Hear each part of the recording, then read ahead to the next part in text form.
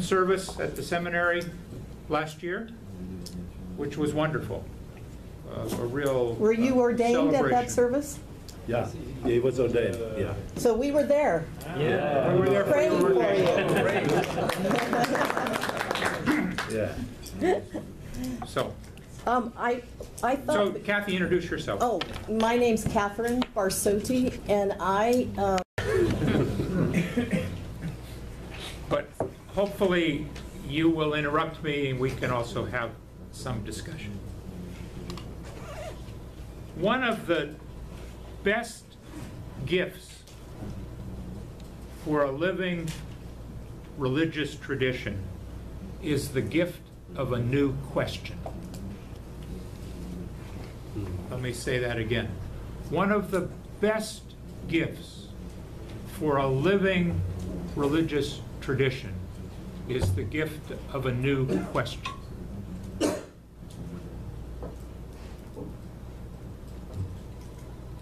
If I can presume, I think that's one of the reasons that the bishop comes here. To help you and to help us in return ask those questions that might move the church forward as we seek to make visible the kingdom of God.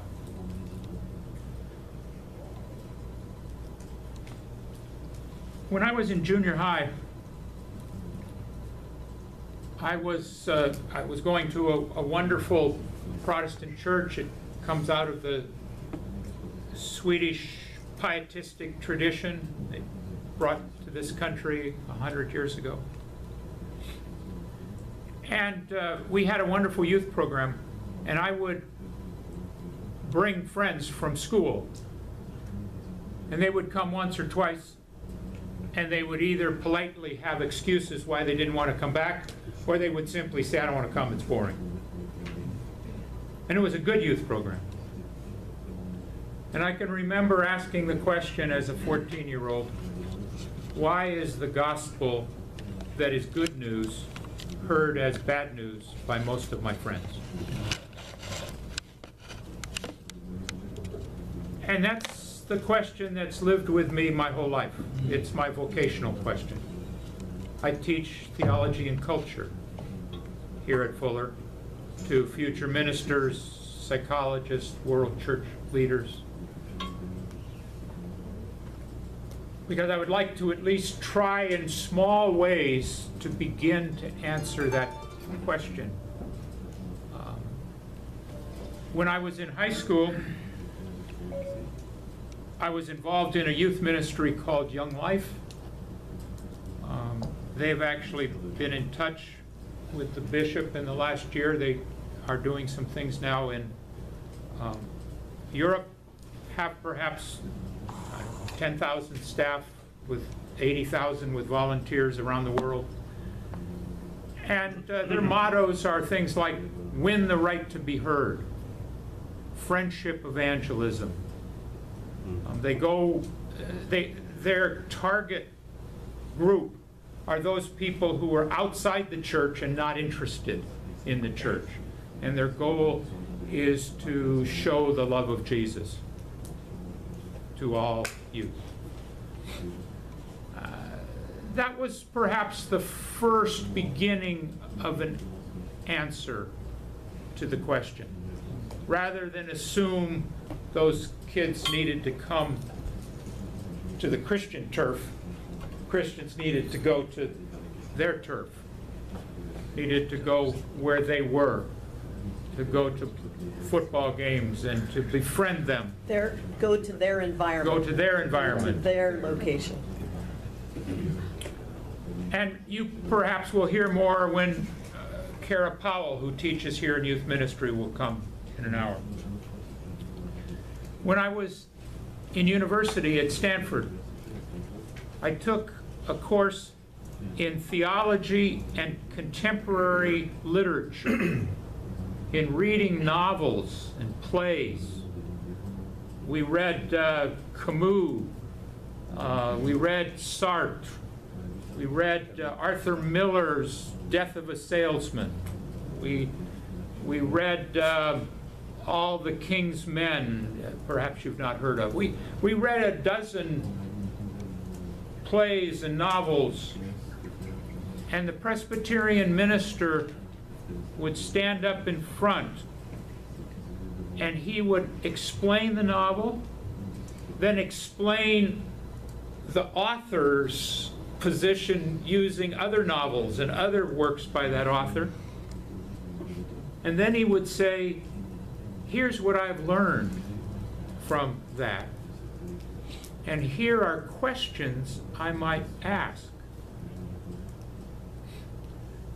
He had taught the course once before I took it. Stanford has about 5,000 undergraduate students. There were 17 students in the class the first year he taught it. Second year, when Robert McAfee Brown taught the course, there were 573 students, more than 10% of the student body. And we would listen, and then we would go back to our dormitories and talk about that all the way into the early morning, 2, 3 in the morning. And 2 or 3 became Christians, though that was not the goal of the class. And one felt called into Christian ministry. And again, I thought, oh, here is something quite wonderful, where we can take the stories of our culture that are scratching at truth, beauty, goodness, and then dialogue with that as to how they present life and how we might understand life, how it connects with our lives, and how it connects with Jesus' life, how it connects with the Christian story. In the last 10 or 15 years, for me here, a third answer, and that's what I really want to talk to you about today, has presented itself. As I've worked with students and as I reflected on my own spiritual pilgrimage, I've come to ask the question, how are we to understand God's wider presence?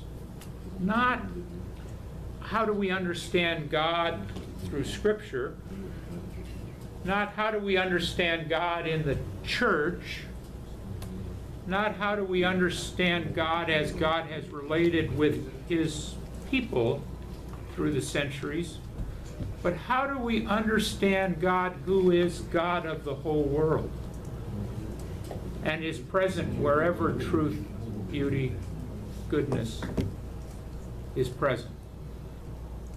I'll talk more about it, but the book came out about 2 months ago. For those of you who are comfortable in English, I have copies for any of you afterwards, and you can take it with you. But I want to talk some about that with you. Perhaps some of you have heard of the English lay theologian C.S. Lewis.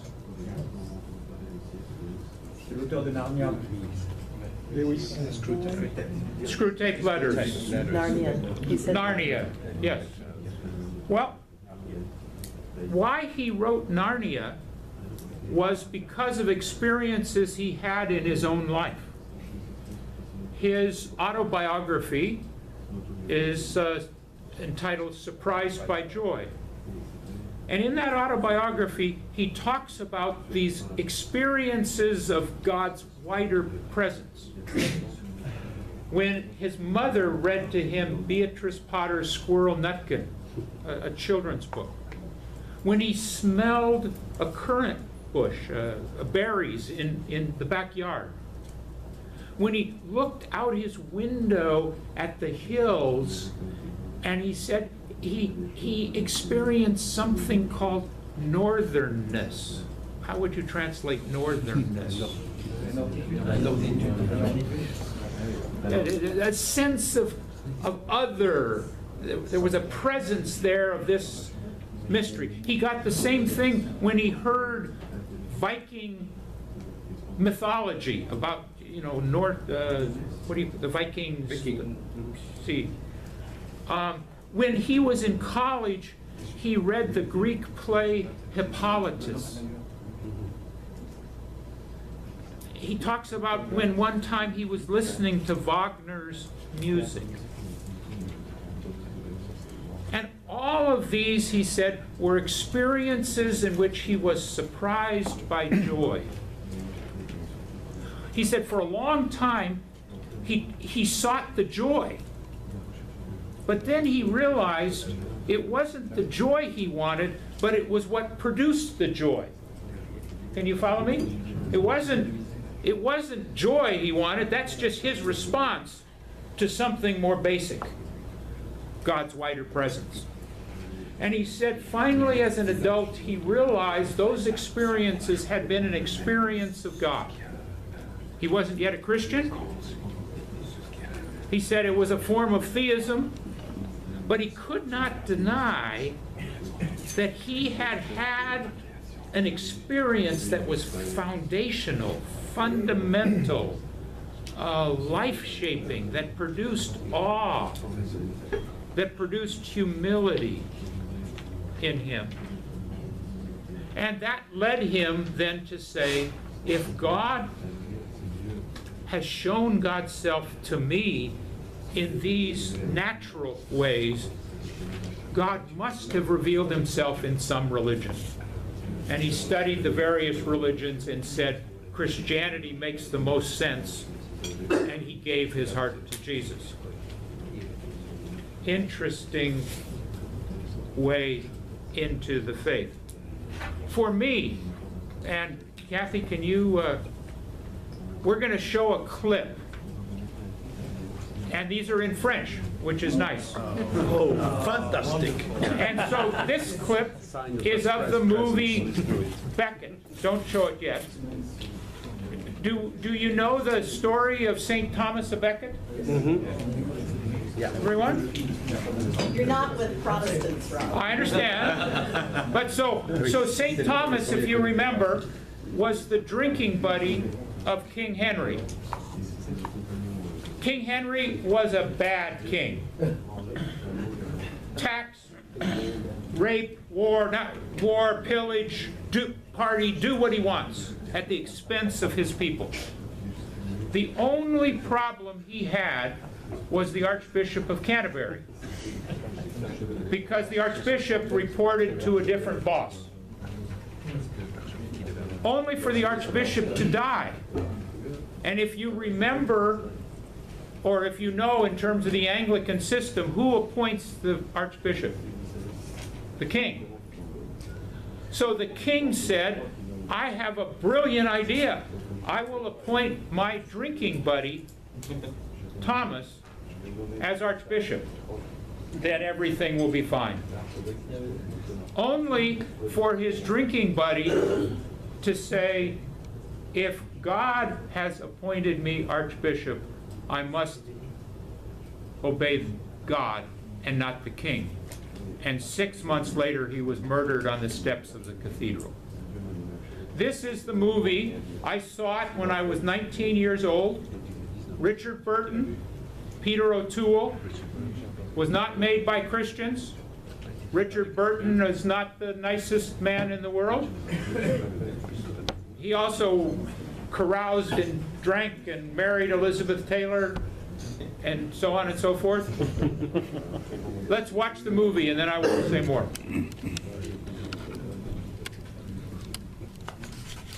Can you get the link?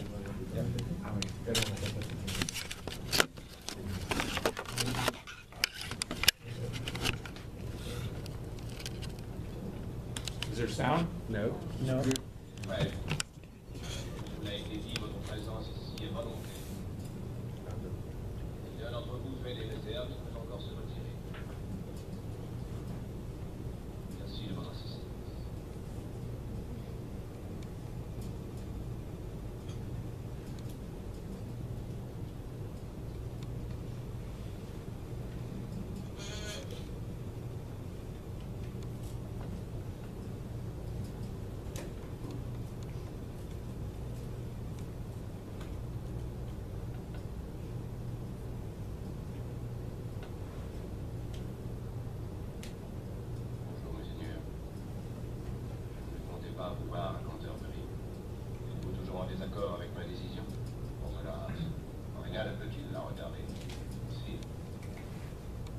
roi fasse arrêter l'homme qui meurt et l'inculpe de sacrilège et de meurtre. Quelqu'un sera arrêté, pas en tout. Monsieur les devant gouvernant la sacristie. Il est porteur d'un ordre au moment de comparaître devant la justice royale dès que vous aurez prononcé l'excommunication. Curieux. Vous répondrez à quelle accusation? Prévarication. Il est apparu au roi que de très importantes sommes avaient disparu du trésor pendant que vous exerciez les fonctions de chancelier. Bien. 40 000 livres en monnaie d'or. Tout le monde sait que le trésor n'a jamais connu pareille richesse. Votre grâce sur soi cette décision. Le coup que vous porteriez opposerait l'Église à l'État pour des générations. Si je ne porte pas un coup d'arrêt dès à présent, l'Église ne survivra pas à l'arbitraire qui commence à apparaître. Dieu fera en sorte qu'elle survive. Non. Le royaume de Dieu doit être défendu à l'égal de notre royaume. Oui, bien sûr. Il y a une suprême ironie dans le fait que celui qui a été Becket, le profanateur, le libertin, se trouve à la place où il est en ce moment. S'il y est, c'est malgré lui-même. C'est le roi qui, à tort ou à raison, a choisi de déposer ce fardeau prestigieux sur moi. Et il faut maintenant que je le porte. Je fais appel à tout mon courage et mets la charge sur mes épaules. Rien à présent me fera déposer mon fardeau. C'est tout. Oui, vous pourrez bien m'excuser.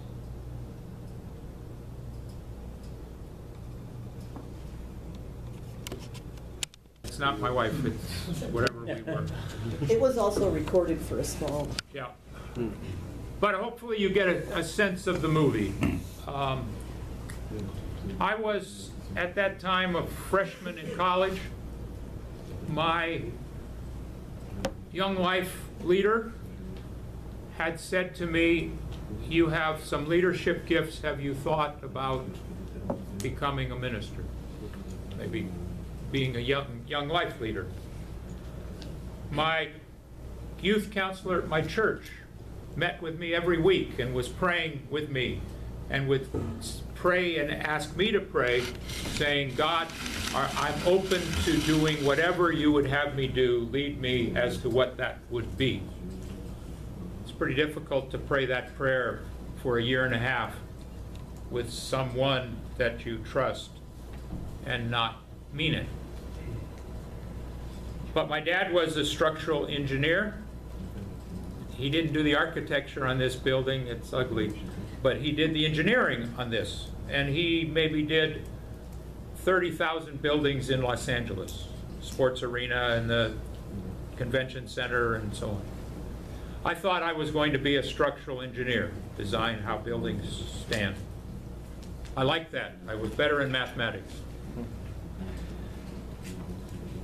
And so I would always respond and say, yes, ministry is wonderful, but God is calling me to be an engineer. And behind that response was not only my love for engineering and for my father, he was a figure I revered, but it also was a fear that if God didn't want me to be a minister, I didn't want to be a minister because it would be a disaster. And I couldn't be sure whether God was calling me to be a minister or not. So the safest way, not being sure, was to say no. I saw this movie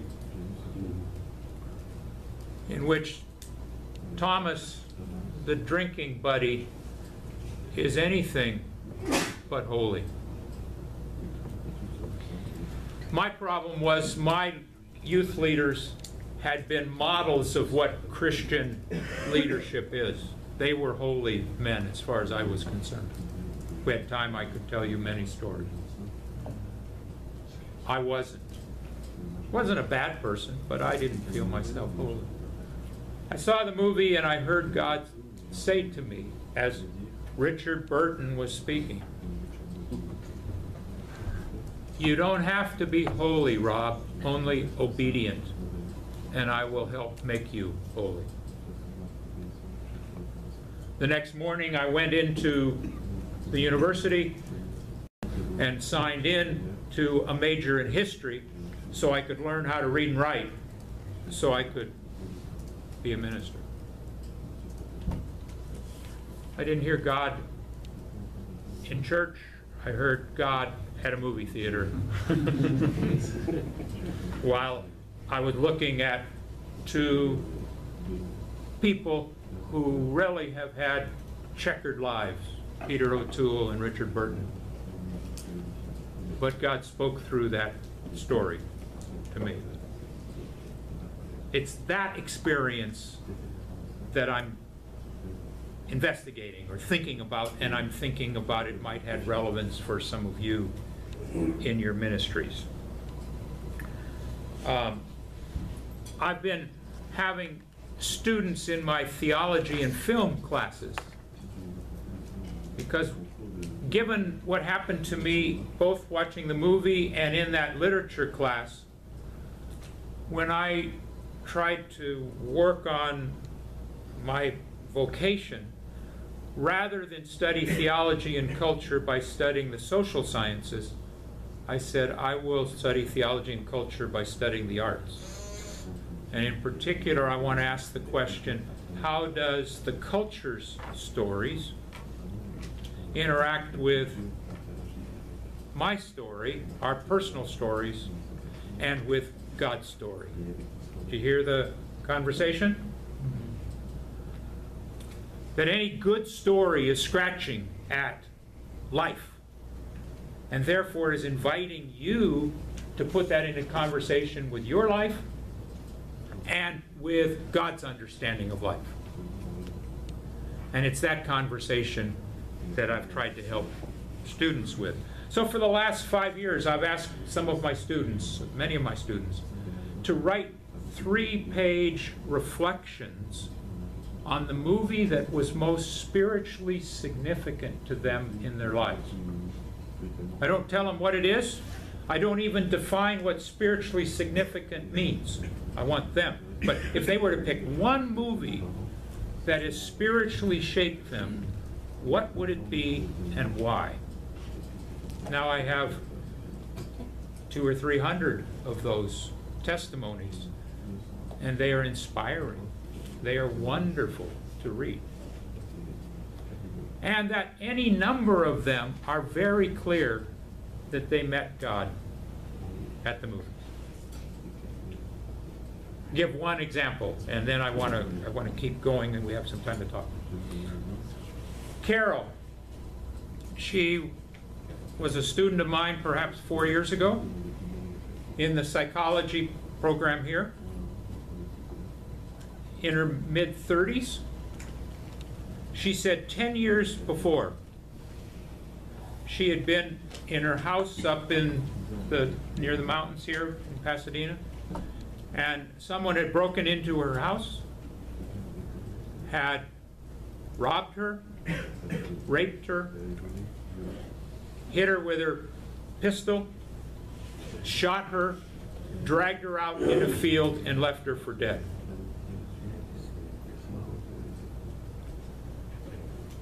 She said over the next 4 or 5 years, her life just spun down. She took drugs, was drunk, alcohol often. She had to move back in with her parents. Her life simply was going nowhere. She even thought of suicide. When the attack happened, it was Christmas time. 5 years after that, it was Christmas again. She was sitting on her couch in her parents' living room.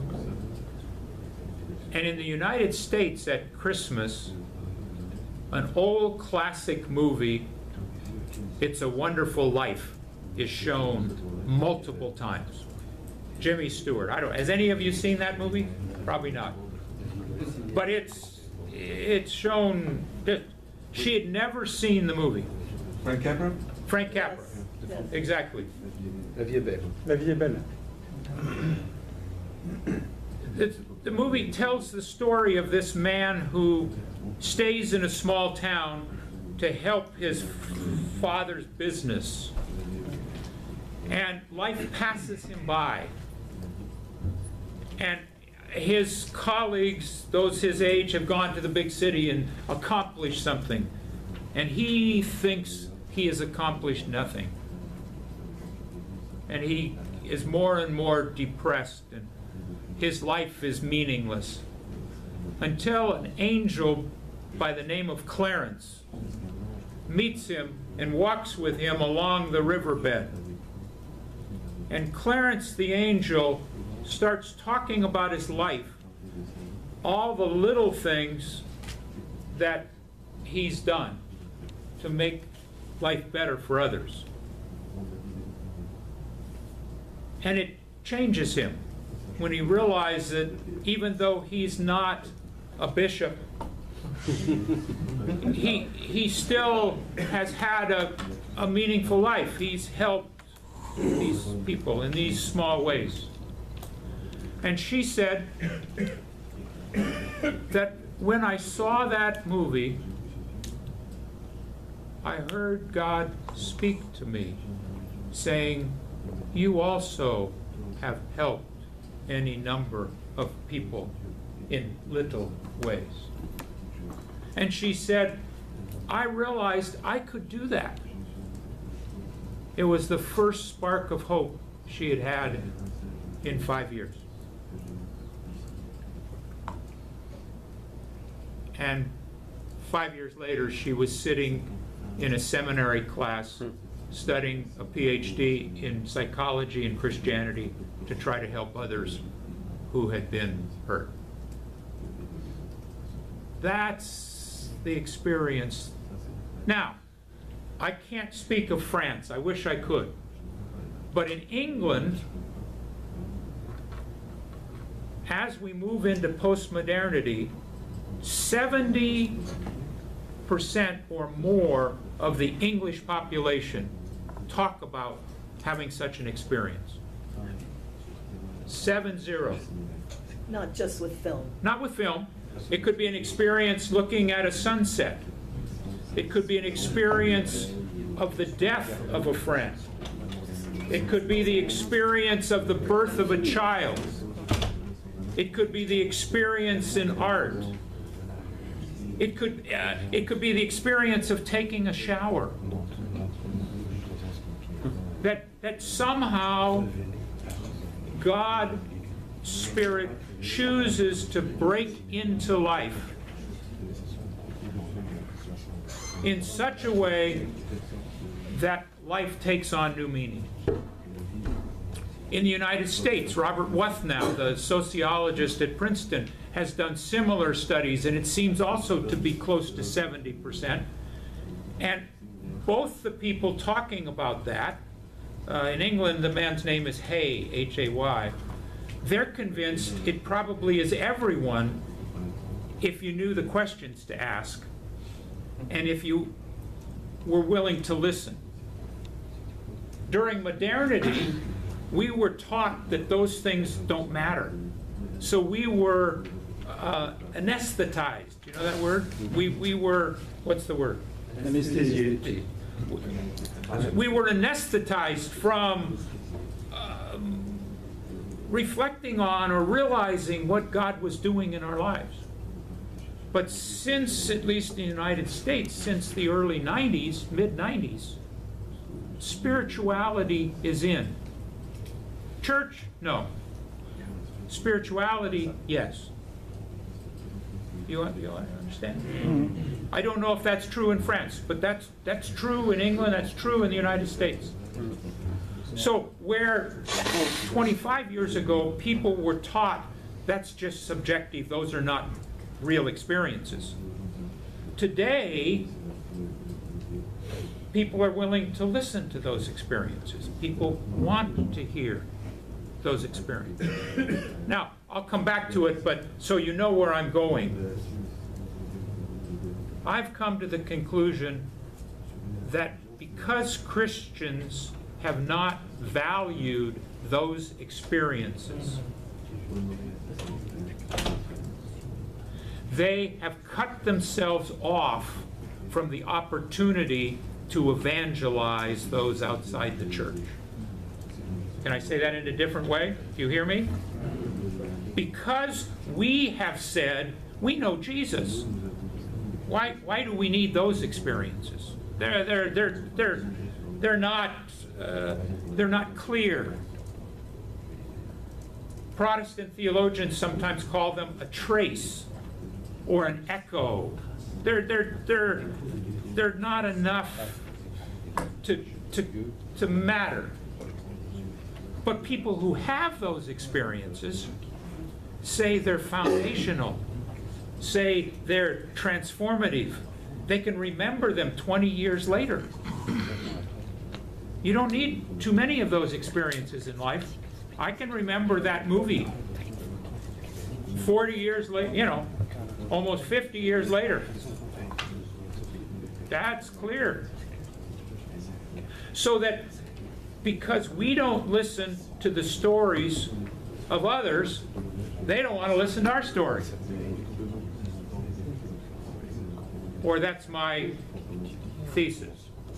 Secondly, and I'll come back and talk about it more in a minute. Secondly, not only for evangelism reasons, but for discipleship reasons. If God is God of the whole world, if all truth, beauty, and goodness come from God, then I know more about my God as I listen to others talk about their experiences with God. So I am married to Kathy. We've been married 22 years. We know each other intimately. We have lived together for a long time. She knows more about me than she wishes she knew. But that does not mean I'm uninterested in listening to her tennis coach in high school talk about Kathy as a tennis player. That doesn't mean I am not interested in reading her English papers when she was in 5th grade. That doesn't tell me a lot about Kathy, but it tells me something about Kathy. I know Kathy more for all of the experiences that I can learn about Kathy. If somebody else knows Kathy, I then know Kathy better as I talk to that person. You follow me? Similarly with God's wider presence. It's not that Jesus is fundamental. Jesus is everything. But God is more than Jesus. God reveals God's self through His Spirit in all of creation, through our conscience, through our culture, through human creativity. And people are experiencing God, and we can learn from that in our own discipleship. So in our own walk with God, I think this is important. And in our witness, in our sharing the good news with others, it's important. Now, let me ask the question, how can this be supported? I'll take 5-10 minutes and then you can ask me questions. How can this be supported biblically?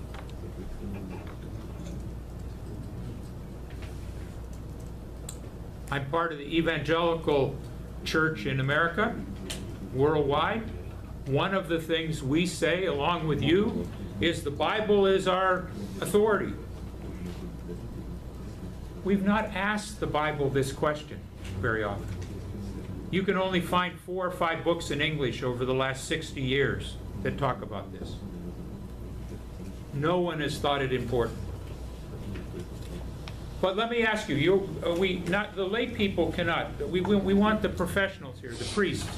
My God. The priests, tell me who King Necho is.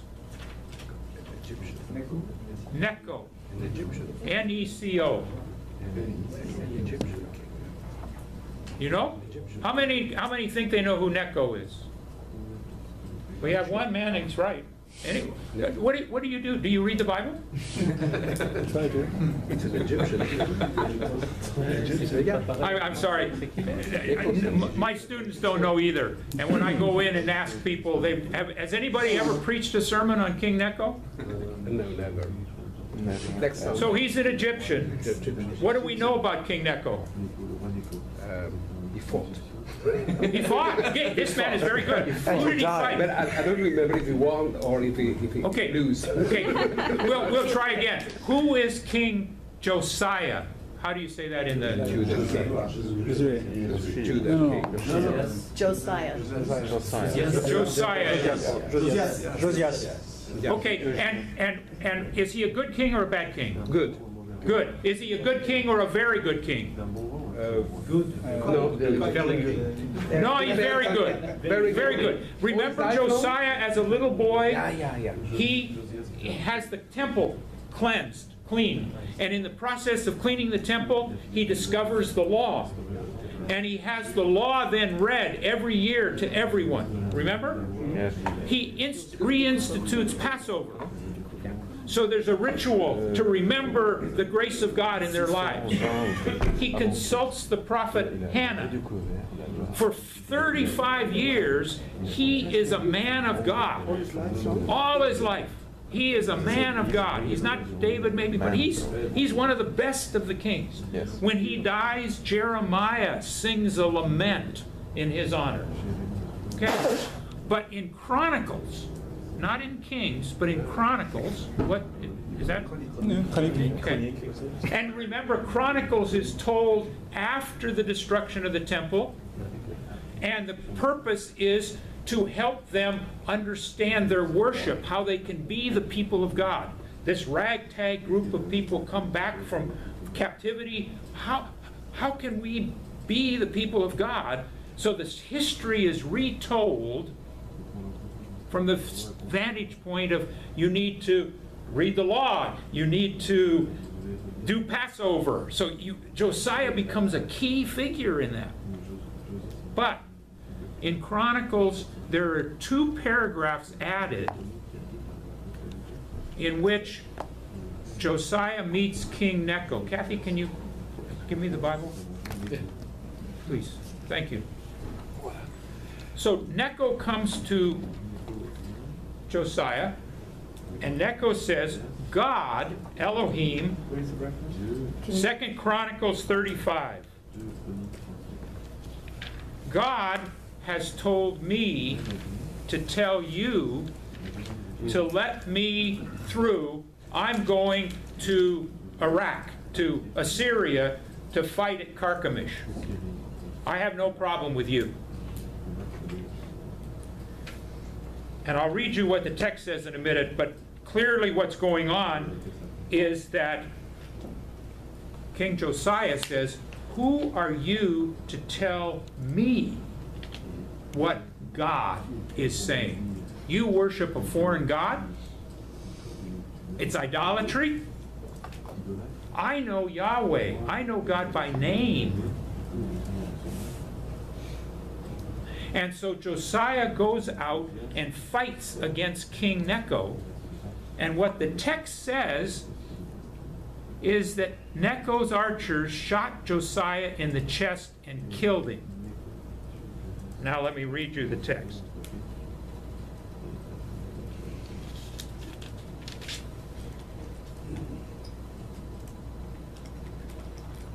He did not listen to the words of Necho from the mouth of God, but joined battle in the plain of Megiddo.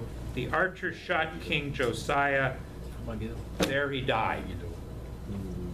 He did not listen to the words of Necho from the mouth of God. So the writer of Chronicles does not even let you interpret that a different way. Do you understand what I'm saying? Not yet. The writer basically says Necho was speaking God's truth. But Josiah, because he was a faithful Jew, didn't believe it. And the result was he was killed. when I discovered that, I thought, wow, that is interesting. How many people do we not listen to?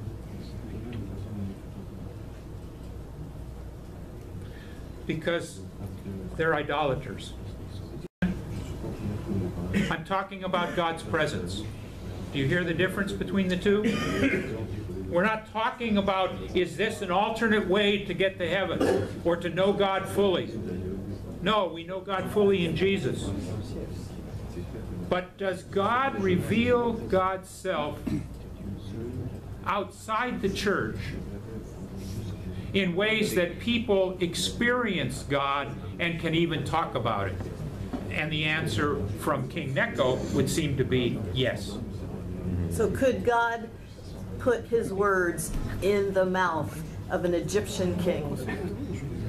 And if he can put his words in the mouth of an Egyptian king, can he put his words, and those words were, God has told me. It wasn't even like Balaam. I mean, he was talking about an experience of God he had. Now, I can give you a couple other examples, but I've tried to go through the Old Testament in particular and the New Testament, Acts 14, Acts 17. Think of the book of Proverbs. Okay, here's, you can redeem yourself. Another Bible quiz, okay? Maybe we should ask the lay people this time. Maybe they will do a better job. Okay, Proverbs, we know the book of Proverbs is a collection of collections. Is that correct? Proverbs 1 to 9, Proverbs 10 to 17, so on, a group of Proverbs, okay? Proverbs 30, what is that? Anybody remember without looking it up? Lay people? Proverbs 30 begins how? 3-0. It says the words of augur. The words of augur, a man's name. A-G-U-R. Agur. Now, what's interesting about that? That's in the biblical text. That's not editorial comments afterwards. What do we know about the name Augur? It is not a Hebrew name. Just reflect on that a minute. In the Bible are not only the words of Moses, Isaiah, David, but the words of Augur, a poet from one of the neighboring tribes around Israel, and those words the people of God heard God speak through. You hear what I'm... Fairly radical. For me, I don't know for you, but for me, when I went, whoa, could God actually give us His Word from people who are outside the believing community? Now, we can't be 100% sure, but we do know there are no Hebrew documents anywhere that talk about Augur as a Jew. And its form is such that it's not, that's not a Jewish name. Or again, Proverbs 31. Not about the virtuous woman, but the first part of Proverbs 31. The words of King Lemuel as told by his mother. Hi, Kara. There's a chair there if you like, Sarah. Now, Lemuel is a Hebrew name. But we know all the names of the kings, right? The Bible gives us every one of the kings in Judah and Israel. Lemuel is not listed. Do you hear what I'm saying? Mm-hmm. And it's more than that. It's as told by his mother. How many of you can tell me a proverb that your grandmother taught you? Yeah? Give one in French. Demain sera jour.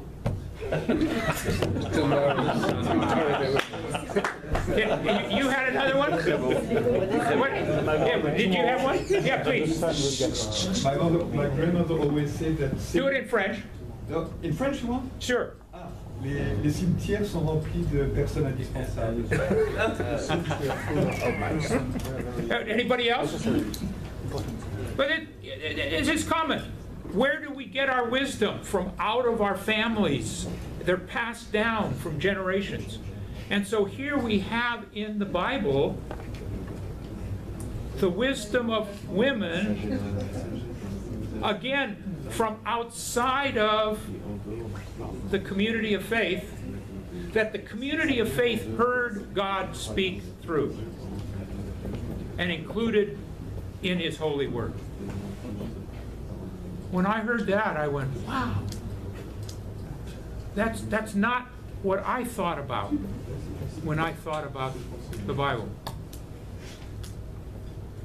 Now, we have someone else here and we need to move on, but there's a fear here in what I'm talking about, and I'm aware of it, of self-deception. You can say God spoke to me and it wasn't God. But there's also a fear of, do you know the Latin word Acadia? Meaning sloth, spiritual laziness. Is that? So there's the danger of self-deception on the one side, but on the other side, there's the danger of being spiritually lazy, not realizing the resource that God gives us. How do we know? The community of discernment, the tradition, Scripture, our conscience, the same way we know anything about our faith. There's a theological process in which it needs to be tested. But my simple suggestion, then you, if you want, or we can come back at lunchtime, but I'm happy to have you disagree with me or talk, is that we have closed ourselves off from God's revelation to us through conscience, creation, human culture, and that is hurting our evangelism. Even people who are open to spiritual experiences don't think the church cares about them. I won't talk about your church. You have an exceptional presence, but I'll talk about my church. We too often are insensitive there. And so people don't want to be with us, don't want to share their spiritual experiences or learn more. I close with Acts 17. What did Paul do? Remember Paul in Athens? Paul begins by saying, good for you, you worship an unknown God. He didn't like their idolatry. He's going to correct them. But he begins by saying, good for you, you recognize this is a spiritual world. Now, that spiritual stuff is not built by rocks and jewels and stuff. That spiritual world is known through Jesus, and we know that because Jesus rose from the dead. That's his sermon. But he begins where they are with a recognition that even in their error, there's truth. Even in their wrong-headedness, they have experienced rightly that this is a spiritual world.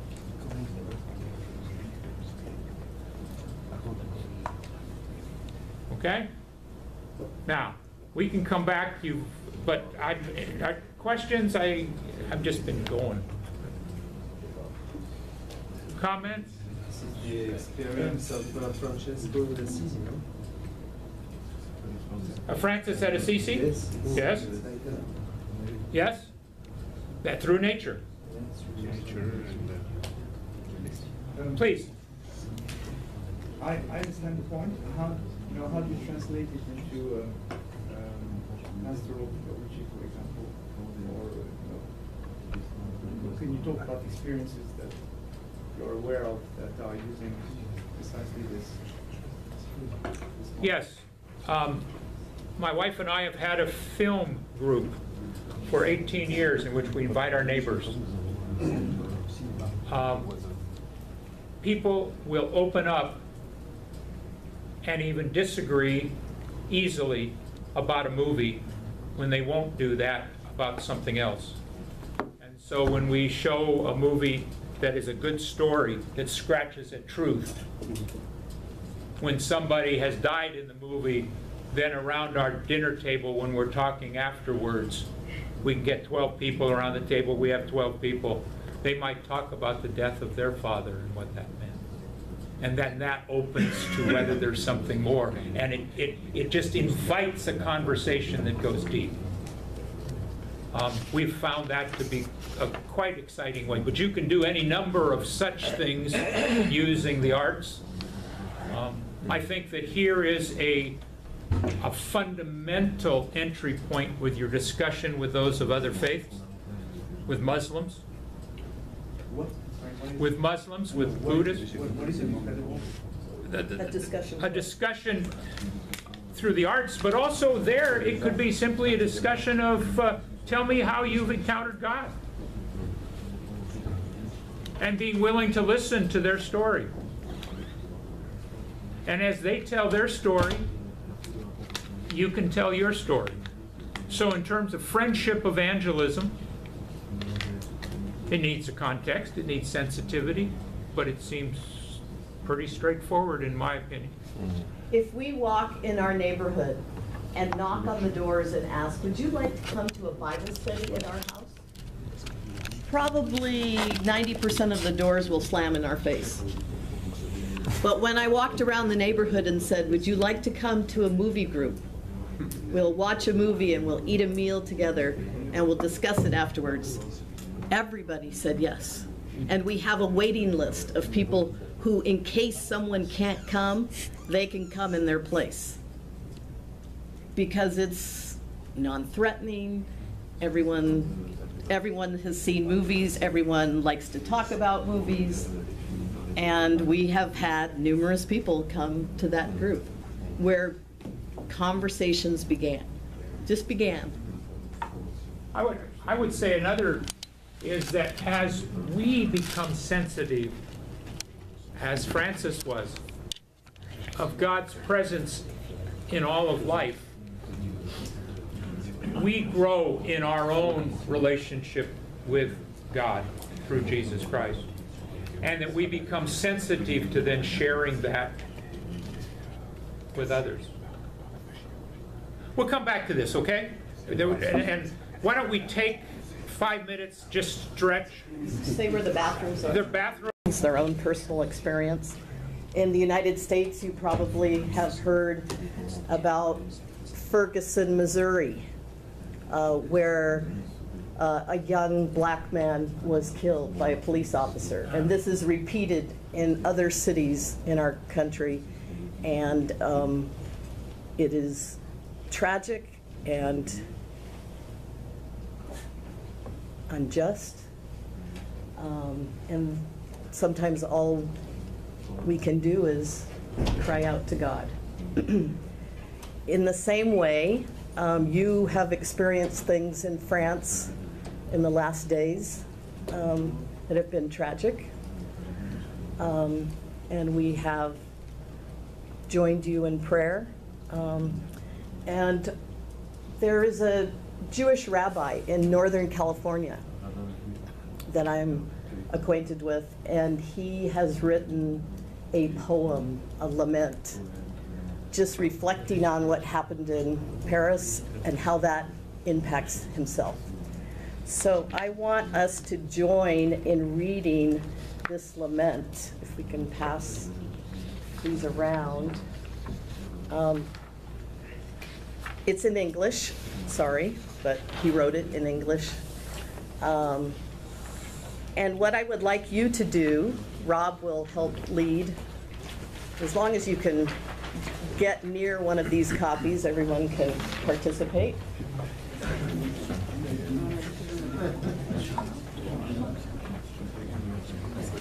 Does everybody have one near them that they can? Quelqu'un sait ce que ça veut dire chala en anglais? We need more? I got a chala. Oh, here it Challah. comes. There's more. Challah. Challah, the bread. Chala, Okay? c'est le pain de Shabbat. Yeah. So what we'll do, did you get something? No, it's okay, it's enough. Okay. Are we okay? There's, please. I have a question. I don't know at all where I am. How was it born, your seminary? We will talk about We're that going at to talk lunch. about that. We will give you a tour and we'll say a little bit about the seminary at lunch, and that